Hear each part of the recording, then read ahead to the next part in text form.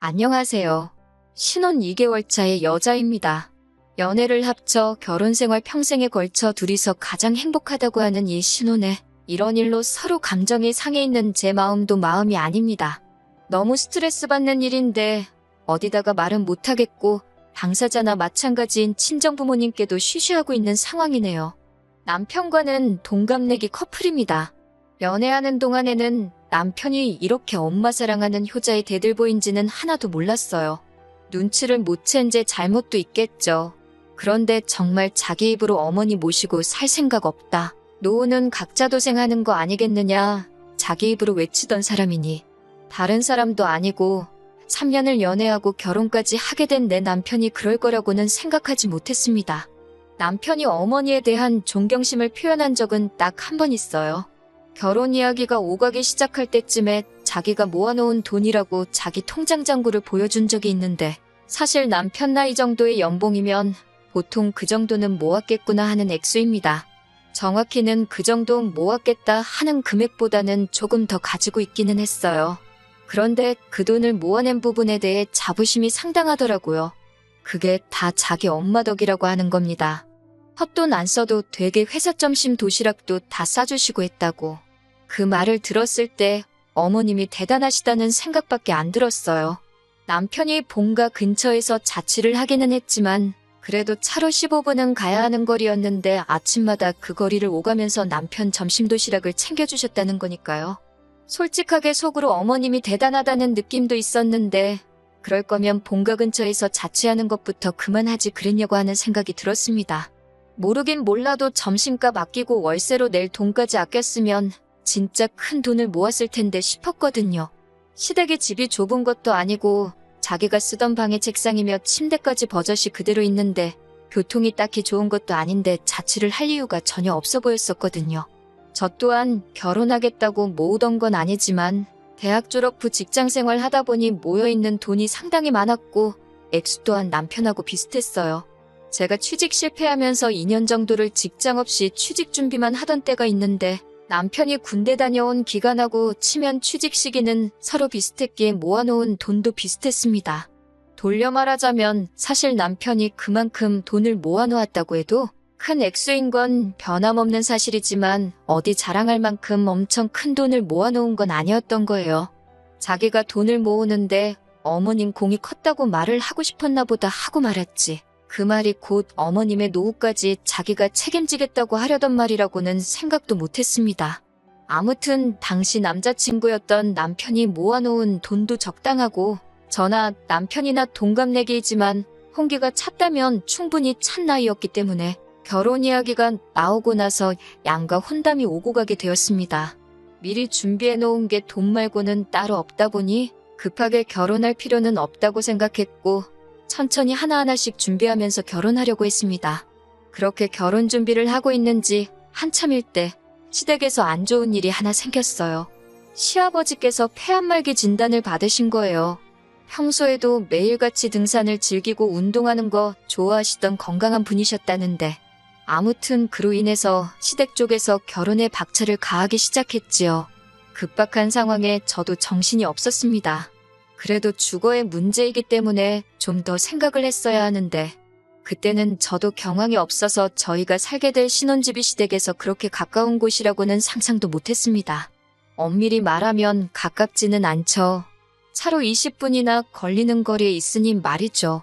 그런데 시어머니께서 남편 점심 도시락 싸준다고 매일같이 15분 거리를 오고 가셨다는 사실을 그때는 기억도 못하고 있었습니다. 빠르게 준비한다고 준비를 했지만 시아버지께서는 저희를 기다려주지 못하시고 하루하루 약해지시다가 결국 아들 장가가는 모습 보지 못하고 눈을 감으셨습니다. 어머님은 평소에 그렇게 느긋한 사람이 뭐가 급해서 아들 장가가는 것도 안 보고 가냐며 오열하시다가 잠깐 정신을 잃으실 정도로 장례식장 분위기가 너무 슬펐던 게 기억이 나네요. 장례식 참석 후에 자연스레 시댁에 왕래가 잦아졌습니다. 그런데 시어머니께서 예전하고는 다르게 저를 너무 어려워하시는 것 같다는 느낌을 받을 정도로 저자세로 나오셨어요. 당신이 평생 전업주부로 살아오셨다고. 이제 아버님이 안 계시니 홀시어머니 부담되지 않느냐고 하면서 말입니다. 부담이 안 된다면 거짓말이겠지만 저는 괜찮다고 생각했어요. 반대의 입장에서 돌아가신 게 시아버지가 아니라 친정아버지였다고 생각해보니 정리가 빠르더라고요. 친정부모님도 영원히 제 곁에 계시는 게 아니고 언젠가 떠나실 때가 찾아올 거라 생각하니 부담이 된다고 해도 당연히 해야 할 일이라 생각했습니다. 그런데 그걸 떠나서 문제가 하나 생겼어요. 신혼집은 이미 아버님이 돌아가시기 전에 전부 다 알아봤고 계약도 다 끝나버린 상태고 끝전 치를 날만 기다리고 있었습니다. 그리고 그날이 임박해오는데 아무래도 아버지 장례 치르고 며칠 지나지 않은 상태라서 경황이 없는 건지 남편이 돈 이야기를 꺼내지 않고 있었어요. 제가 몇 번 날짜를 리마인드 시켜주면서 그때까지는 돈이 꼭 필요하다고 말을 해줬는데 남편은 알았다고 중얼중얼 대답을 하고 정작 돈을 보내주지는 않고 있었습니다. 신혼집 반반하기로 한 건데 계약일이 다가오니까 저도 아주 미치겠더라고요. 말 못할 고민을 하고 있는 와중에 친정어머니께서 무슨 고민이 있냐고 물어보셨어요. 자초지종을 설명하니 친정어머니께서도 충분히 그럴 수도 있다고 하면서 남편 쪽 상황을 이해해 주시려 노력했습니다. 때마침 친정부모님께서 목돈을 가지고 계셨어요. 둘째인 저까지 결혼해서 나가게 되면서 서울에 40평대 아파트가 뭐가 필요하겠냐면서 공기 좋고 한적한 곳에 새로운 거처를 마련하시고 살고 계시던 집을 처분하셨거든요.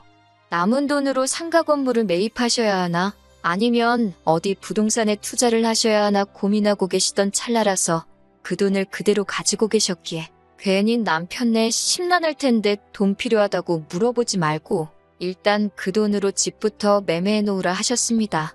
차라리 친정부모님께서 그 돈을 해주시려고 한다고 말하고 남편을 압박해 돈을 빨리 받으려던 생각이었어요.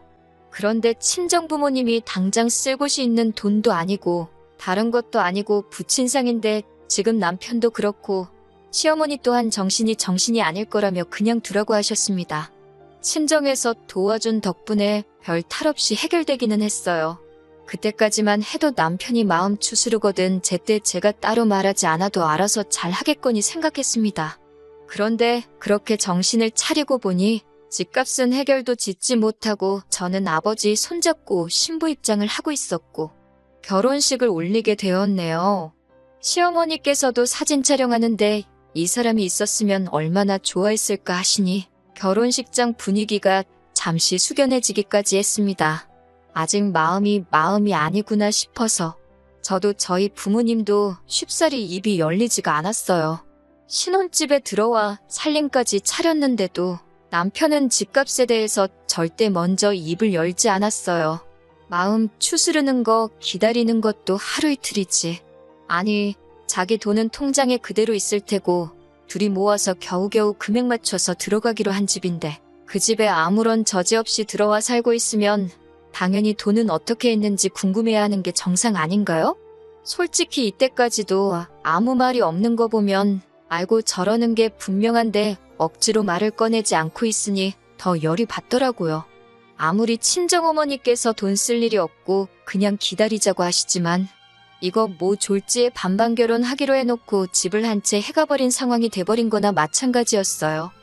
친정어머니는 괜찮다고 하셨지만 투자라는 게 언제 갑자기 좋은 기회가 찾아올지 모르는 거잖아요. 돈을 손에 쥐고 계셔야 어디 상가를 매매하든 아파트를 매매하든 하실 텐데 그때 가서 친정어머니가 그 돈이 필요하게 되었다고 아쉬운 소리 하는 모습도 보고 싶지 않고 그렇다고 원래대로라면 돈을 뗄 필요도 없으셨는데 목돈 마련하시려고 대출받는 모습도 상상이 가지를 않았어요. 어차피 남편이 이런 식으로 말을 안 꺼낸다면 제가 말을 꺼내는 날이 오지 않겠나. 시간 문제인 일 아닌가? 하고 생각을 했어요. 당연히 남편 쪽에서 치렀어야 했을 돈인데 왜 그걸 가지고 저희 쪽에서 돈은 돈대로 서놓고 마음고생을 하고 있어야 하는가 싶었습니다. 그래서 단도직입적으로 물어봤습니다. 이 집 잔금 어떻게 치렀는지 왜 안 물어보냐고 알고 있는데 일부러 말 안 하는 거냐고 물었죠. 그러니 남편이 못 들은 척 넘어가려고 하더라고요. 그때 조금 안 좋은 촉이 들기 시작했어요. 저 자식이 일부러 돈 이야기 나올 때 모르는 척 하고 있구나 하는 느낌을 지울 수가 없었거든요. 그래서 더 끈덕지게 달라붙어서 물어봤습니다. 장금 우리 엄마한테 돈 빌려가지고 치른 거 알고나 있었냐. 사실은 그렇지 않았지만 남편한테는 부담감 좀 느끼라고 더 부풀려서 사실을 전달했습니다. 친정 부모님께서 그 돈을 마련해 주신다고 대출까지 받아야 했어서 지금 쓸데없이 엄마 앞으로 매달 커다란 이자가 나가고 있다고 살짝 과장을 해서 말했고, 아무리 친정엄마와 내 사이라도 금전적으로 얽혀있기 싫으니 하루빨리 친정어머니 계좌로 돈을 입금해줬으면 좋겠다 했습니다. 남편은 그제서야 알겠다고 대답했어요. 그동안 이 집을 어떻게 해결했는지 궁금하지도 않았었느냐 물어보니 아버지 일로 경황이 없기도 했고 먼저 안 물어보길래 어떻게 잘 해결한 줄 알았다고 대충 얼버무리더라고요.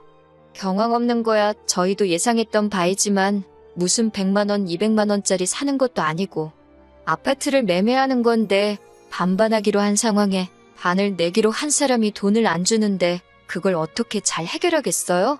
답답한 소리를 하고 있으니 열이 받더라고요. 아무튼 남편이 돈을 친정으로 보내기로 했으니 친정어머니한테 그 사실을 알려드렸어요. 곧 남편이 돈 보내기로 했다고.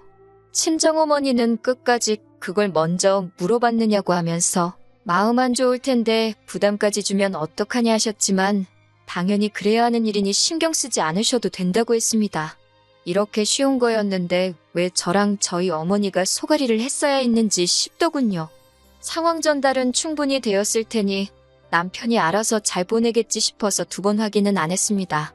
그렇게 해결됐거니 싶어 있고 지내고 있었어요.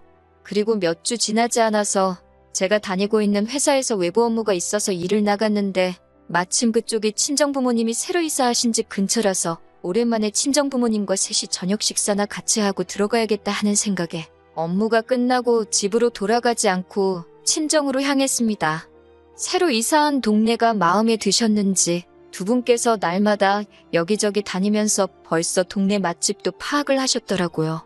좋은 데가 있다며 저를 데리고 가셨어요. 평생 서울 생활만 하시다가 적응 못 하실 줄 알았는데 2분이서 아침 저녁으로 운동도 다니시고 동네 맛집 투어도 하시는 걸 보니 잘 지내시는 것 같아 안심이 되었습니다. 식사를 한참 하고 있는데 그제서야 문득 생각이 나더라고요. 그래서 돈은 잘 받으셨냐고 지나가듯이 친정어머니께 물어봤어요.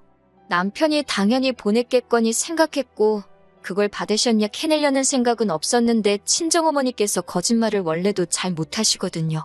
제 질문에 조금 당황한 기색이 역력하시길래 혹시 못 받으신 거냐 하는 질문을 연달아 하니 제가 딱히 캐물을 필요도 없이 남편이 아직 친정에 돈을 안 보낸 사실을 대번에 눈치채고 말았네요.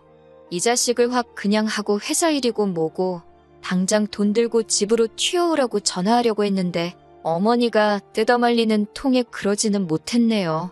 남편 퇴근 시간 맞춰서 부랴부랴 집에 들어가 일 마치고 돌아온 남편한테 나한테 뭐 할 말 없냐고 물어보는데 눈치를 하나도 못 챈 척하면서 뭐가 있지? 하고 아무것도 모르겠다는 듯이 말하는데 너무 화가 났어요. 친정에 보내야 하는 돈을 왜 안 보내냐고 물었더니 그제서야 이실직고를 합니다. 왜 그랬냐 물어보니 막상 자기가 취직 후부터 평생 모아온 돈인데 그 돈을 주려니까 아까웠다고 하네요. 저 혼자 살 집을 매매한 것도 아니고 결혼 후에 같이 살 집인데 그게 어떻게 아깝다는 생각을 하느냐. 네 돈이 아쉬운데 내 돈은 안 아쉽겠느냐 했더니 그냥 이렇게 살면 안 되느냐는 겁니다. 제 귀가 잘못된 줄 알았어요. 남편이 그 돈을 못 주겠다고 하는 이유가 지금 생각을 해도 어이가 없네요. 시아버지께서 살아계셨다면 상관이 없지만 시어머니 혼자 평생을 전업주부로 살아오셨는데 어떻게 먹고 살겠냐고. 그 돈을 어머님 노후자금으로 드리면 안 되겠냐고 하는 겁니다. 결혼 전에 부모님 노후는 각자 도생하는 거라더니 이제 와서 왜 말을 바꾸냐고 따졌어요. 결혼 이야기 오고 갈 때 시부모님 노후 준비도 다 되어 있는 걸로 알고 있어요. 노후 준비까지 다 된 판국에 왜 반반씩 결혼하기로 한 돈을 시어머니께 드려야 하냐 물으니 우리 엄마 생각하면 불쌍해서 눈물이 날 지경이랍니다. 남편도 시아버지가 그렇게 갑자기 돌아가실 줄은 몰랐으니 이게 의도한 게 아니라는 건 알고 있지만 저런 식으로 나오니 미치고 팔짝 뛰겠더라고요. 아주 만약에 시아버지가 우리가 결혼할 때까지 살아계셨고 이후에 돌아가셨다면 이 집에 들어간 돈 빼서 어머님 드릴 생각이었냐 물으니 대답을 못하더라고요. 제정신 차릴 거라 생각해서 나는 그렇게 못하겠다고. 이 집에 친정부모님 돈이 묶여버리면 두 분은 그 손해를 감당해야 하는 것이기 때문에 남편한테 저희 부모님께 매달 200만 원씩 이자와 월세 명목으로 돈을 보내라고 했어요.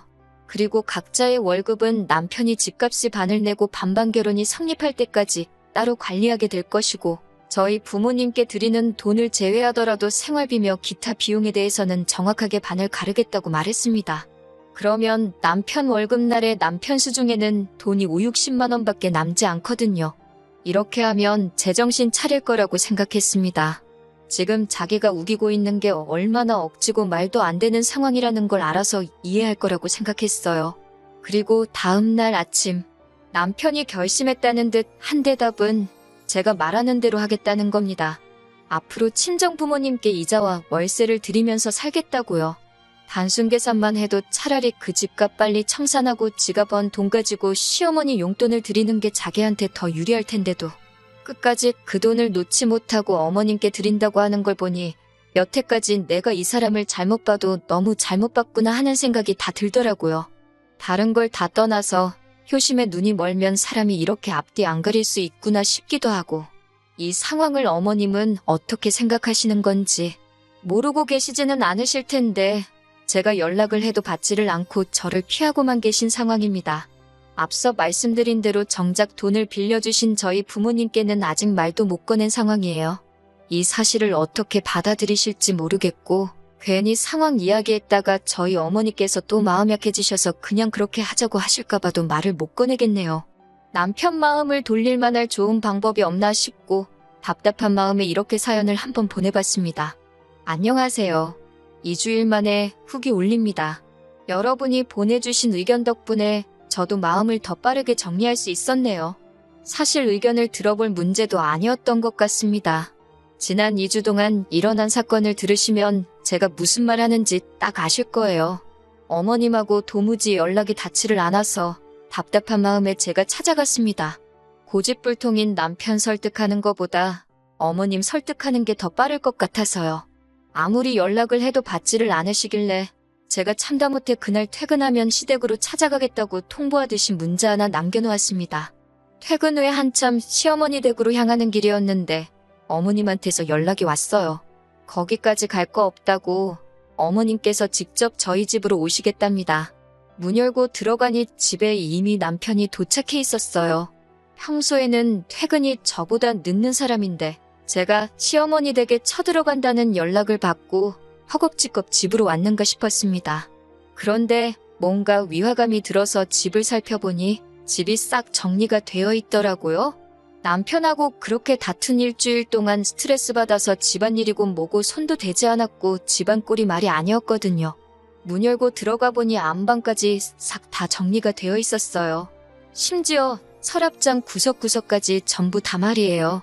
시어머니께서 아침 일찍 오셔서 정리를 하셨다 합니다.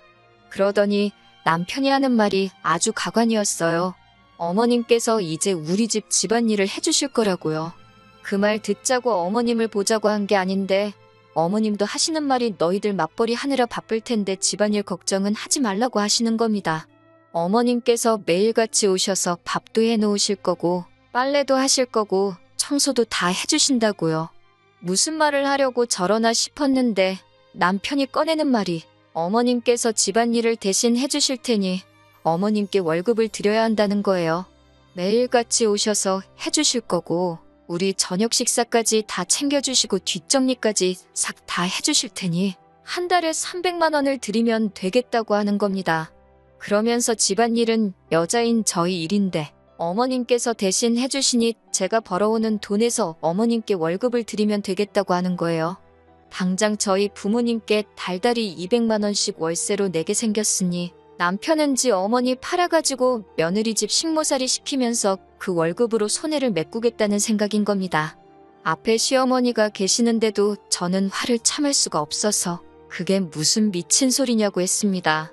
언제 누가 살림하는 사람이 필요하다고 했냐고. 그리고 어머님이 저녁까지 챙겨주신다면 그게 무슨 집안일을 해주시는 거냐고. 그건 합가나 다름없는 거 아니냐고 따지니 저녁 되면 집에 돌아가실 테니 그건 합가가 아니랍니다. 어머님도 옆에서 남편 거들어준다고 하시는 말이 혼자니까 집에서 외롭고 적적하시다면서 귀찮은 집안 살림 다 해주니 저한테도 좋고 당신도 어차피 혼자서 외로우실 거 저녁 되면 아들내외랑 같이 시간 보내니 어머님한테도 좋고 남편도 홀어머니 걱정 안 해도 되고 효도까지 할 수 있으니 이게 일석삼조나 마찬가지 아니겠냐고 하시네요. 아버님 그렇게 허무하게 돌아가신 거 안타까운 일이기는 하지만 결혼도 내 돈으로 하고 집도 내 돈으로 하고 거기에 시어머니 효도까지 내 돈으로 하라는 말이잖아요? 그런 도둑놈 심보가 세상에 또 어디 있겠어요? 더 말할 것도 없겠어서 짐 싸들고 친정으로 가버려야겠다 생각했는데 이 집이 내 거고 이 사람들 돈 한 푼 들어간 게 없는데 내 집에서 왜 내가 짐 싸들고 나가야 하나 싶더라고요. 그래서 당장 남편하고 어머님하고 내쫓아버렸습니다. 이런 저의 반응을 당연히 예상했어야 했던 거 아닌가요? 그런데 예상도 못했다는 듯 엄청 당황하더라고요. 돌아가신 아버님 팔아가지고 강도짓 할 생각은 꿈도 꾸지 말랬더니 저보고 말이 심하다고 둘이 입을 맞춰서 저를 탓하는데 두 사람은 솔직히 제가 말만 심하게 한 걸 다행으로 생각해야 할 거예요. 말로 끝나서 천만 다행인 거 아니겠냐 하니 그제서야 분위기가 심상치 않은 걸 느꼈는지 순순히 나가더라고요. 결과적으로는 이혼하기로 했습니다. 정말 천만다행인 게 남편이 지 돈 저한테 안 주려고 모르는 척 한다고 인감증명서고 뭐고 저한테 서류 넘겨준 게 없어서 제 명의로 집을 매매했다는 거예요. 혼인기간이 3개월도 안 되니 혼인 취소 소송이 가능할 줄 알았는데 그게 안 된다는 건 정말 뼈가 아프더라고요. 공동명의 안 하면서 혼인신고도 안 했어야 했나 싶어 후회하고 있는데 그게 또 아니더라고요. 혼인기간이 짧은 게 오히려 약이 된 상황인 거죠. 남편의 행동이 이미 혼인 직전부터 이 결혼을 진실로 유지할 생각이 없었고 파탄의 원인이 된다며 위자료 청구를 할 수 있다는 변호사님의 말을 듣고 지금은 소송 준비 중입니다. 실제로 판례가 있기도 하고 승산이 없는 게 아니라고 하더라고요. 제 돈으로 지 어머니 노후까지 책임지려고 했던 그 빌어먹을 욕심 뼈저리게 후회하도록 만들어줄 거예요. 제 모든 걸 걸고서라도 어떻게든 이 진흙탕 싸움 끝까지 해보려고 합니다. 이제 이것이 마지막 후기가 되겠네요. 계속해서 저를 응원해주신 모든 분들께 감사드립니다. 조용히 넘어가려고 했지만 응원해주신 분들께 예의가 아닌 것 같아 이렇게 한 번 더 마지막 소식을 전하게 되었네요. 이혼은 어려움 없이 마무리가 되었습니다. 저는 최선을 다해 이 결혼을 위해 친정부모님께 빚까지 져가며 노력을 했는데 남편은 약속된 결혼임에도 불구하고 저를 기만하고 혼인관계를 진실로 이어갈 생각이 없다고 판단돼서 제가 남편에게 위자료 5천만 원을 지급받기로 판결이 났습니다. 그중에 2천만 원은 시어머니한테서 받게 되었고요. 남편이 결혼하려고 모아놓은 돈에 비하면 반 정도밖에 안 되는 금액이지만 반대로 생각해보면 남편이 여태까지 고생하며 모아온 삶의 반을 제가 가져가는 거나 마찬가지라고 생각하니 충분히 위안이 되고 만족스러운 결과라고 생각합니다. 어머니가 그렇게 걱정되는데 남편도 그깟 돈이 중요하겠나요? 이젠 배우자까지 속여가며 어머님 노후까지 책임져드리고 싶은 그 소원을 이뤘는데 남편 입장에선 그 돈이면 굉장히 싸게 먹힌 걸 테죠. 제가 도와준 거나 마찬가지잖아요? 평생 저한테 고마워하고 어디 다른 사람 만나서 고생시킬 생각 하지 말고 사랑하는 어머니와 남은 평생 잘 먹고 잘 살았으면 좋겠어요. 잘 못 먹고 잘 못 살아도 이젠 남남인 제가 신경 쓸 필요도 없는 일이지만요. 여러분의 응원이 없었다면 절대 이렇게 되지 않았을 겁니다. 다시 한번 감사드리고 저도 행복한 제 인생 찾아 잘 살아보도록 하겠습니다.